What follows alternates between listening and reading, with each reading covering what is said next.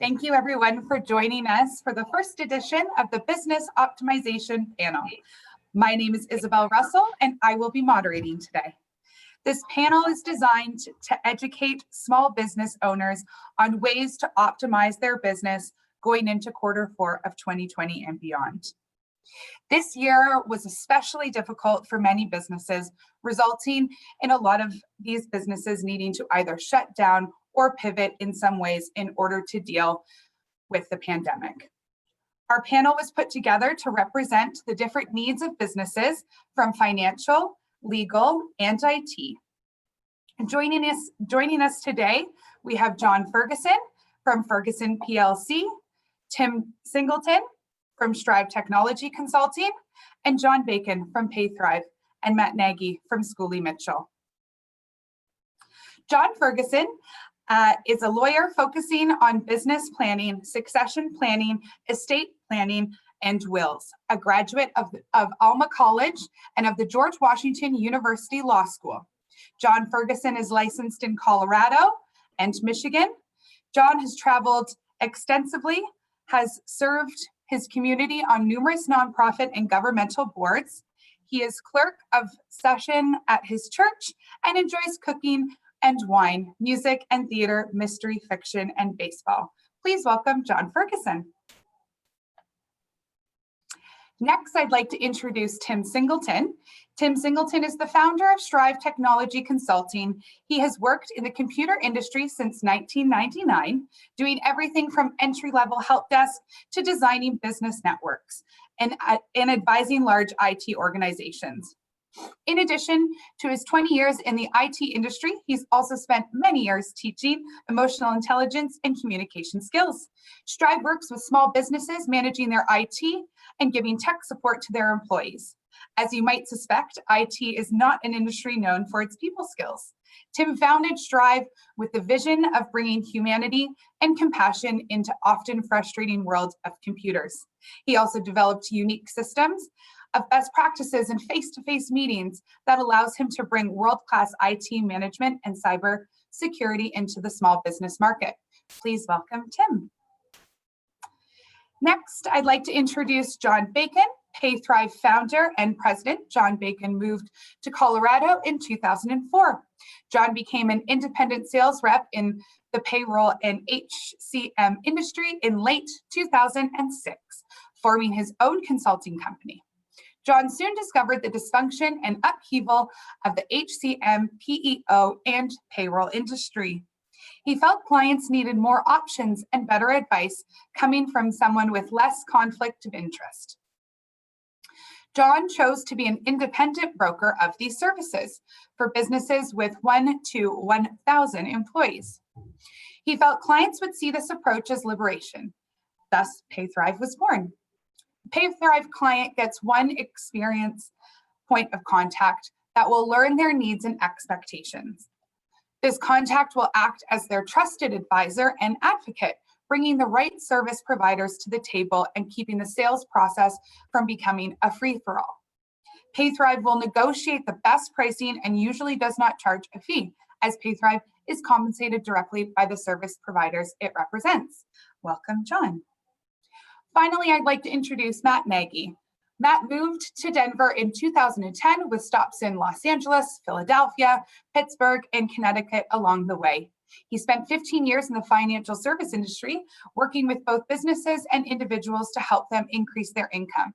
After seeing firsthand how most businesses operate and how little attention is paid to expense management, Matt saw an opportunity to help both large and small companies to increase their profitability and allow them to focus their time and energy on what makes them money. Matt's business, Scully Mitchell, saves businesses money in two ways. First, they free up your business time by being your vendor watchdog. This means that Matt and his team will look through your bills line by line to ensure there are no errors. They have found that roughly 80% of telecom bills have billing errors that go in the vendor's favor. This frees up your time to focus on things that make you money and not what doesn't. Second, as Matt and his team are looking through your bills for errors, they are also figuring out exactly what your business needs and will then look for ways to save you money. They work in the area of all things telecom, merchant services, waste, small package shipping, and e-signature. Matt and his team work solely on contingency basis, so if they cannot find your business savings, then they do not make money. Matt likes to sit on the same side of the table as his clients and find what truly works best for them. Today, I'm going to ask each panelist 2 questions. We will start with the first and then have each panelist answer before moving on to the second. Our first question today is the following. 2020 has been a difficult year for many businesses. What key changes have occurred from your perspective, and how would you help business owners deal with these changes? Sorry. Tim, let's start with you. Thanks. Well, the obvious answer in what's changed from an IT perspective is everybody's working from home. Because of when COVID hit, everybody scrambled to go work from home. And the major thing that has come out of that is a huge cybersecurity boon for the criminals. The number one reason that your company will go out of business, it's not coronavirus, it's not a tornado, it's actually a cyber breach. Something like, I've heard numbers as high as 60% of companies that experience a cyber breach go out of business within 6 months. About $8 billion in ransomware was actually paid, not just charged and asked for, but paid last year alone. And to give you a size of scope, that's the entire size of the cybersecurity industry altogether. And so you can kind of see that this is a really big deal, and everybody's working from home now, where people don't have all of the protections that they have, at the office. And so this is from my perspective probably the biggest change, is that people are working from home, and because of that, they're far more exposed security-wise. So the things that we do to help companies with that is we focus on security at the office, which is not necessarily at the office, but for company-wide. So training people how to spot and recognize cyber attacks and how to not get caught by them. We do a lot of scanning. We do scanning of emails and web traffic and scanning the dark web to see if your company's info is showing up from the data breaches. And that's like company-wide. And then at an individual home user level, we focus mostly on what's called cyber hygiene, which is it's like the equivalent of washing your hands, right? You don't need to go in and do a full surgical level hygiene, but if you just wash your hands, things will be a whole lot better. And there are a few steps that you can take on the cybersecurity end that make everything better. And those include a good solid antivirus, updating all of your Windows and all of your programs regularly, separating out your work, the Wi-Fi network that you're working on at home from the Wi-Fi network that all your kids and spouses and phones and refrigerators are connected to, all the IoT devices. If you can take just a few steps to increase your cyber hygiene, we found that helps cut down a lot on attacks. And so those are the biggest things that we're doing and noticing this year because of all the changes.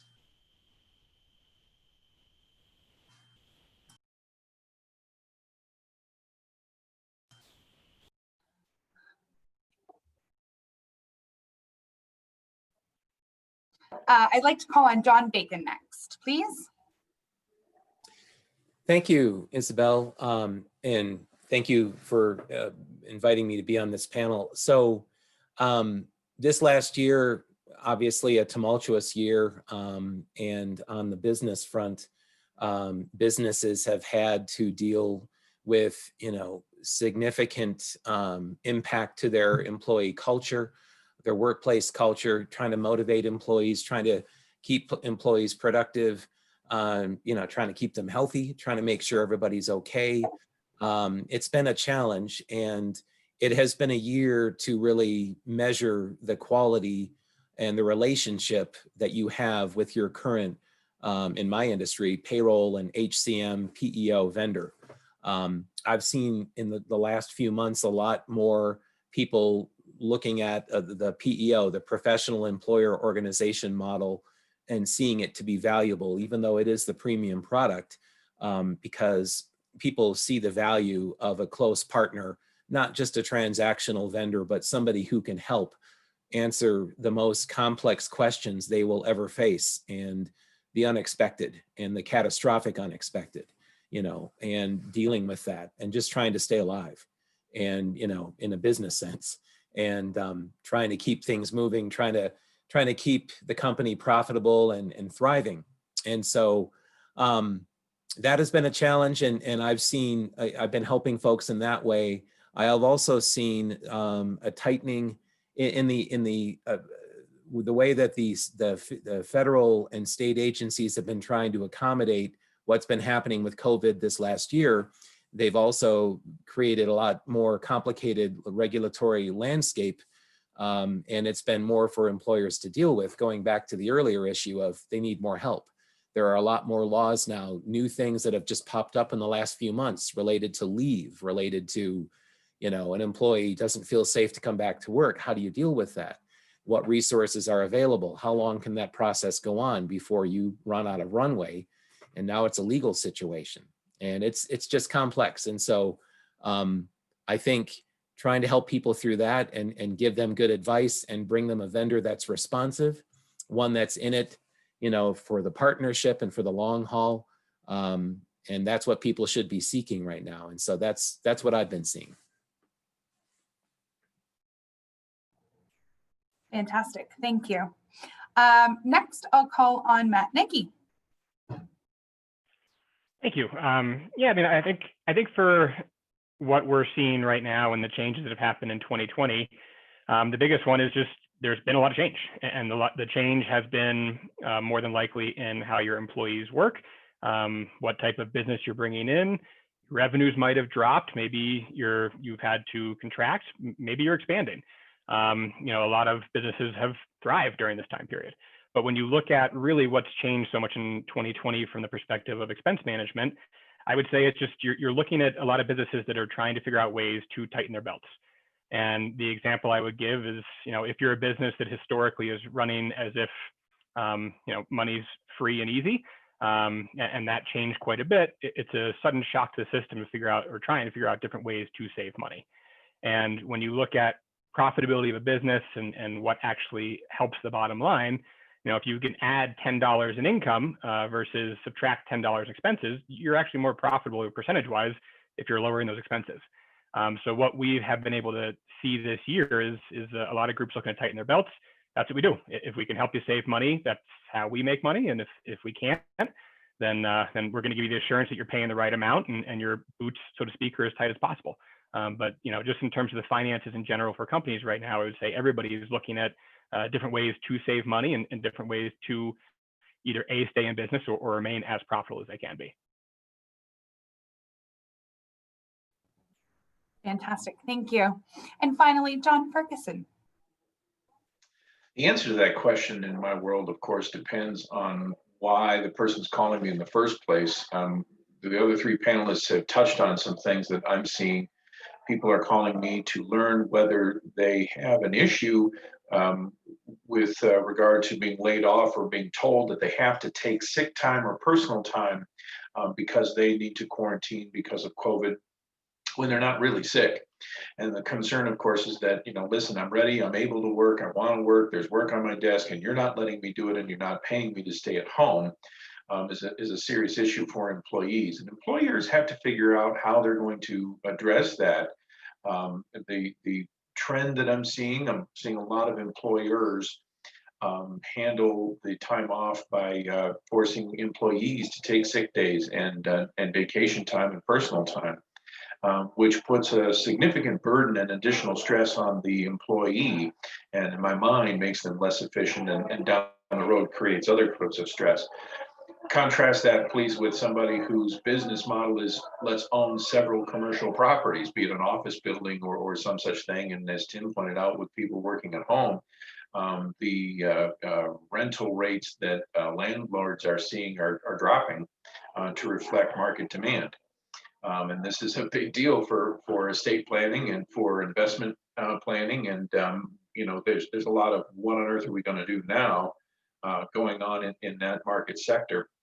What I will say for every business, that it's smart to take a look at your fundamental stature. And I always do this in Q4 anyway for clients, is have them sit down, look at their business plan, look at their organizational structure, make sure that they're positioning themselves right for the upcoming year for taxes and for, it's always smart to look at your fundamentals anyway. And whenever there's a problem or a game changer, something you did not see coming, that's a great time to stop, slow things down, at least take a peek at your plan and make sure that your fundamental structure is in place.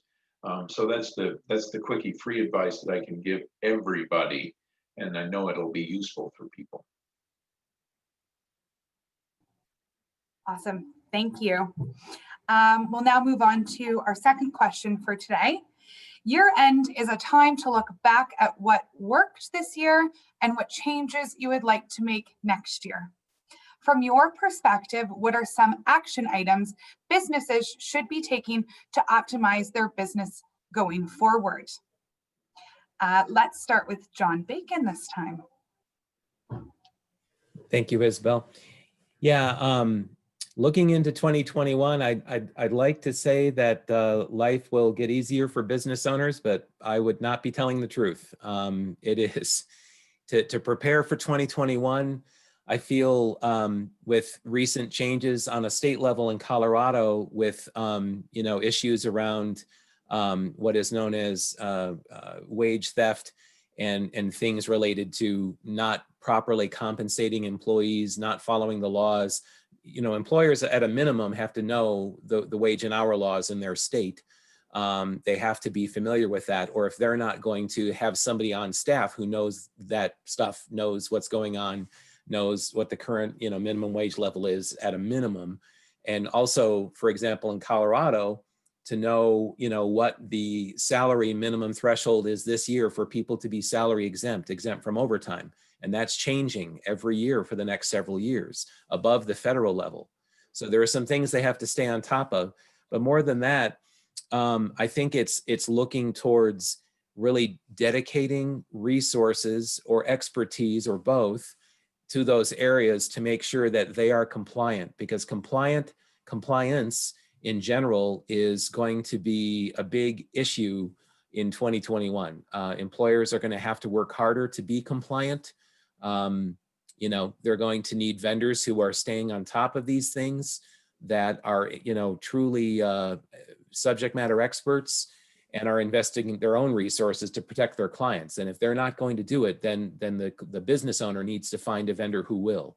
And that's what I do. But, in general, just preparing for a complicated year of changes, legislatively, regulatory changes, and just being ready and staying on top of it. Awesome. Thank you. Tim, let's go with you next.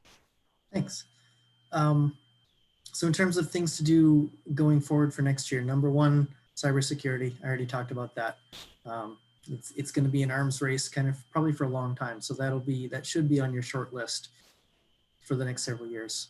Number two is think about how you can work from home better. We're still sort of at the peak of this right now, and hopefully we'll be getting a vaccine soon, but that's yet to be seen. So plan on working from home, and not only doing it, but making it as efficient and as productive as possible. So I'd recommend having a full setup. Don't just have somebody at a laptop at their kitchen table, but have them with 2 monitors and a full-size keyboard and a desk phone. Make sure they have collaboration tools like Zoom, Microsoft Teams, Slack, anything like that will bring the whole team together from all their disparate locations. Make sure everybody's got webcams. This might be old news, but maybe not. A lot of times people feel a whole lot more connected with one another while they're video chatting, as opposed to even audio chat or email chat, anything like that. So webcams and a full desk setup. And then the last thing I'd recommend is not technical, actually. We meet with all of our customers, and we do business level reviews, not just IT level reviews. And one of the things that we're seeing is now's a great time to invest in marketing. So I'd strongly recommend that. Your competitors probably aren't, and there are a lot of people that are out there doing well, and companies that are doing well and looking for not only good services that you can offer, but maybe looking to switch. So now is actually a really good time to invest in marketing if you can afford it. So those are my three: invest in marketing, work from home well, and cybersecurity. Fantastic, thank you. Let's go with John Ferguson next, please. Thanks. I'm going to pick up where Tim left off. I upgraded my marketing efforts when COVID hit. I took the opportunity to familiarize myself with Zoom. I shot some video of myself to provide additional content to my website. I took advantage of some opportunities to market myself differently from the way I traditionally market myself. Added some other website out there that's funneling calls to my desk. And Tim's absolutely right about this. I would not have had the time if not for COVID, but it has made me a little more responsive to clients who are unwilling to come into my office in a COVID environment. They can stay at home, and I can serve them remotely because of these additional skills that I've bothered to invest in. So it's not, in addition to marketing efforts, I've also, put some efforts into redesigning the way I interface with my clients.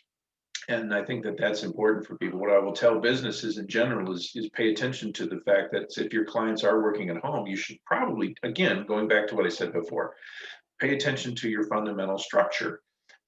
Is your employee handbook in shape to handle that sort of employment? Can you reasonably expect people are going to wear a collared shirt at home? Can you reasonably expect that we won't hear a toilet flush in the background? There are certain things that you wouldn't even think to put in an employee manual if your employees are working with you in your building, but ought to think about if your employees are at home, but interfacing with your clients and customers, or even with each other. So thinking ahead, gazing into a crystal ball and understanding the ways in which your business fundamentally works, both within itself and without its boundaries, is going to put you a step ahead of competition, people who don't think about those sorts of things.